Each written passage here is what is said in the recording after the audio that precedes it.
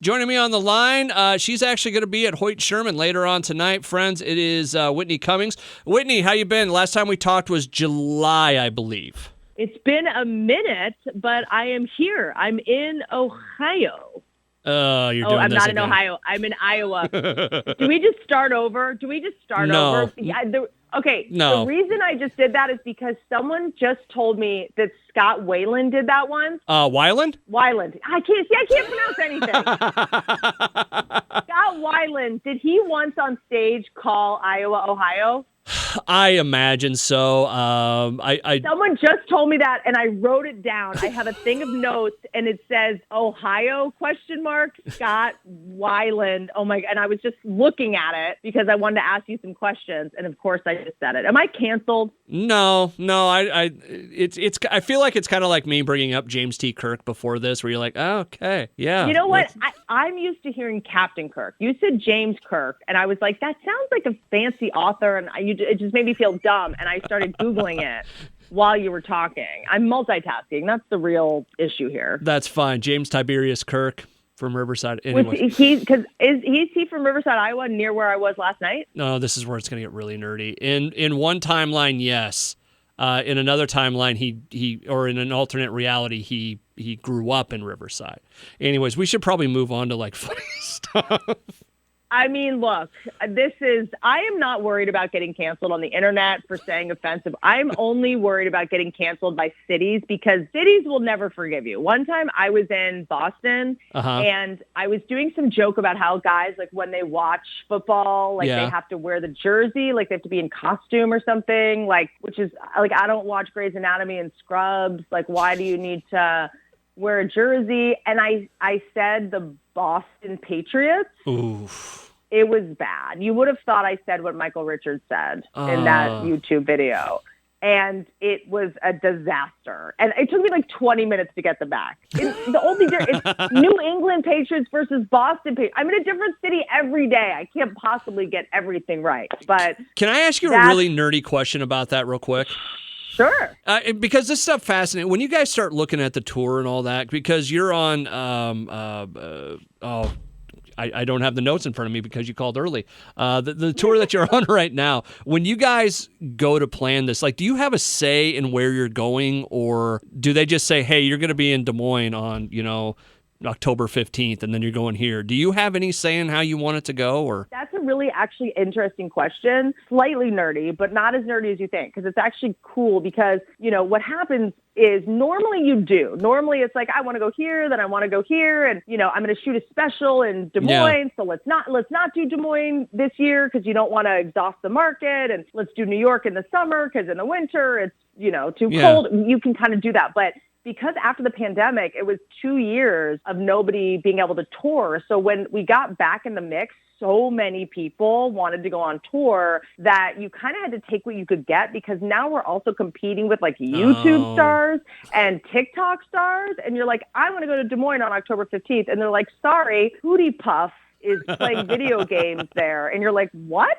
Who's that? So it's like 15-year-olds playing video games and YouTubers. Like, I'm like, what are they even doing in these theaters? But so sometimes I'm like, okay, I can only play Radio City Music Hall on a Wednesday because some 5-year-old is like putting on a video game show. Okay. So it's actually now you kind of just say yes. I mostly. But my main thing is I don't want to go to the eastern major cities only. I think that's when comedians start sucking at comedy, when they don't want to go, to the other parts of America where they know they're going to have to, kick their ego to the curb and appeal to everyone and not just do the cheap, sort of shot. Are there towns you do better? And not to say that, your show sucks anywhere you go, but are there towns that are easier for you to go perform at than others? That's interesting. Sometimes I find that certain places, it's not really so much about me or my comedy. I think it's just the town, Nashville's always a blast. People are going out to sort of party. Smaller towns I find are always the most fun. Like Riverside last night was a blast because everyone's like, oh, we don't have people come here that often. Yeah. There's not a ton to do, which I think a lot of people are like, why would you come here? Like, why are you here? I'm like, this is my dream. Like, The bar is a little lower. Like, this is great, so, and then I think a lot more people will come to the show, even if they don't know you. They'll just be like, I'm going to go see comedy tonight, and they'll discover. So to have someone go, I never heard of you before, but I just came to see comedy, and now I'm a fan. Like, that's kind of the greatest thing. When someone just sort of stumbles in and wants to get out of the house or get away from their husband or wife, and they just kind of, they're like, I just heard of you. I'm like, what? Like, thank you for taking this gamble. I don't think I'd buy a ticket to see someone I didn't know. But y'all are wild out here. So I think small towns to me are always the most sort of fun. San Antonio's a blast. Like, there are certain cities that are, Phoenix and, Arizona can be fun. I find that sometimes the most religious places or the most conservative places are the most fun because there's some like repressed, naughty shame that you can kind of tap into. The places you think that would be the most sort of not open to edgy jokes, I find sometimes are the most fun. All right. Whitney Cummings, she's going to be at Hoyt Sherman tonight. Kind of a question kind of off that. Is it harder to be a comedian now than in the past? Look, I've been a comedian for 15 years. I've been doing it for a while. Like, I don't know what it was like before the internet. I'm sure it was a little bit easier because you never heard what people thought about your special. You assumed everyone liked it. Now you can read every single negative comment. Before, you just saw people having fun. They left. Yeah. You didn't hear what they when they got in the car and said, that sucks. You didn't know they said it. So I'm sure it was a little easier, but I just think that comedians, we're wired to complain. We're big babies. We're like, we want the First Amendment right, but only for us.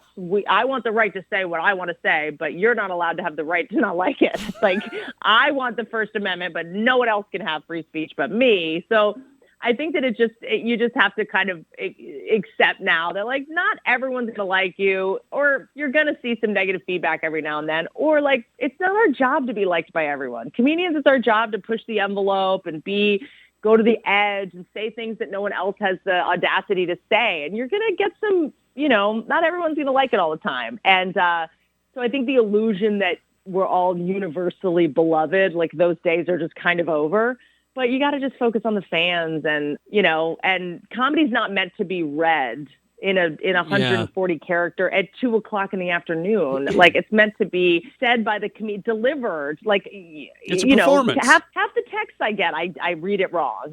So we're meant to say jokes at 9 p.m. after a couple beers, Pabst preferably, and at night in the dark when you're a little drunk, that's in context of lots of other jokes. So I think that comedians just, we tend to seek out drama. So, we just got to get off Twitter for a bit. I think it's interesting because, excuse me, and we talked about it the last time, but the cancel culture out there, that it just seems like everybody's one phrase away from being completely canceled by people. And, like you said, with comedy, I think people forget that it's to make people laugh. It is supposed to ruffle some feathers, Yeah, I'd hope so. I mean, if someone leaves like the same person that they came in, you're like, I think in order to really make smart people laugh, you're going to offend a couple dumb people, and that's fine. Perfect. Whitney Cummings.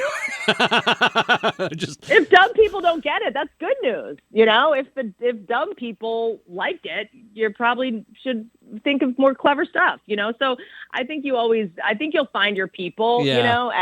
And now the internet gives people the opportunity to really find their sense of humor. There's something for everyone, and if we're not for you, if I'm not for you, like, that's totally fine. And there's plenty of other people out there. But I think for comedians to think everyone should like them, like, that's not going to be very interesting material if everybody universally likes you, How's the podcast going? You know what? I really enjoy it. It's definitely going to be hard to go back to network television and movies after talking for 3 hours and being able to say whatever I want. It's very jarring. Like, when I go on network shows, I'm like, go on Kelly Clarkson, and they're like, we need to start again. You can't say any of that. I did The Masked Singer as a judge. They had to stop production. They were like, okay, no.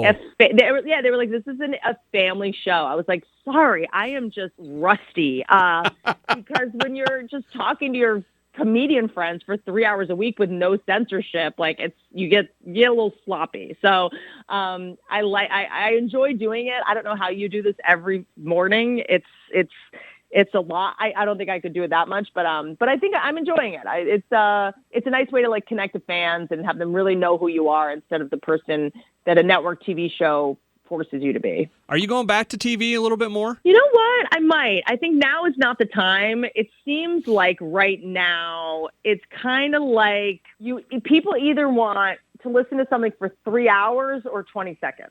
Yeah. You know, it's like TikTok or Rogan. It's not like 20 minutes. People were like, that's too weird of an amount of time. Like I have 20 seconds or I have a whole day, or, you know, I'm on the subway and I have 20 seconds. So it's like, you know, I think that now is not the time yet, but when I come back from tour, and I like to really, I really do tour across America to see what's going on. And then I go, okay, let me make a show that all those people I just met would like. Because if you just spend all your time in New York and LA, you have no idea what anyone likes. And you end up making like elitist crap, you know? So after this tour, I'm sure I'll be inspired to make something new.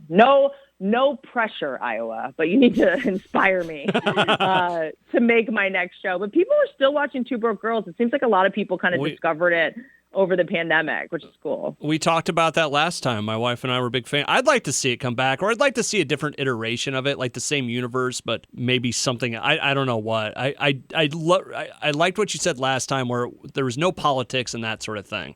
Like that was I missed maybe that. Maybe William Shatner, maybe Captain Kirk working at a diner to hit some hard times. I'd say go yourself, but I don't want to make you mad. I'm trying to merge all your interests here. I'm trying to simplify your life. Whitney, you're leaving out World of Warcraft. You're leaving out Star Trek. A lot of I have a lot of Googling to do. Yes, you do. But Whitney, no, thanks so much for coming on the show again. I appreciate it. You're always welcome. I have a fun time with you. I really appreciate it. Thank you. And if I get sniped tonight for saying Ohio, it's been a pleasure. Not my problem. I love you.